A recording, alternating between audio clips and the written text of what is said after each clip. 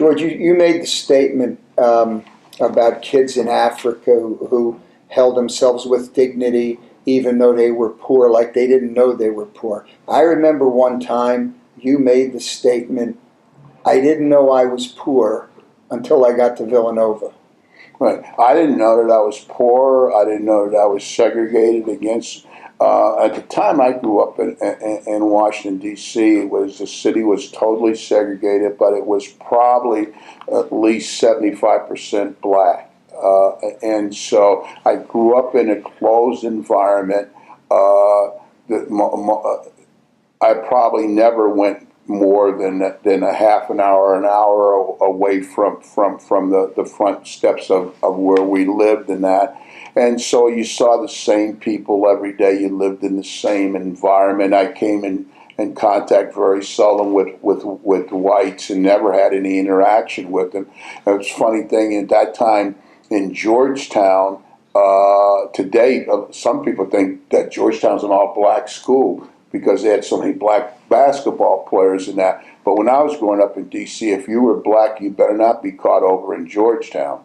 And so it shows you how the times have changed. But what happened was that at no time was someone saying to me, "Hey, that you're the last hired and the first fired. That you go to the worst schools, you get the worst books. That you're discriminated against." I never knew until I took a sociology class in my freshman year at Villanova that blacks were the last hired and the first fired, and that we were under intense discrimination in so many areas of our lives. Well, the other thing I remember you saying was you had fun when you were a kid. You know, you played with your friends, and you didn't know you were deprived. You know, you guys were. In fact, honestly, I was never depressed with my social being as a youngster growing up until I got to Villanova and I took the sociology class, and then I was depressed as hell. You know, I said, God.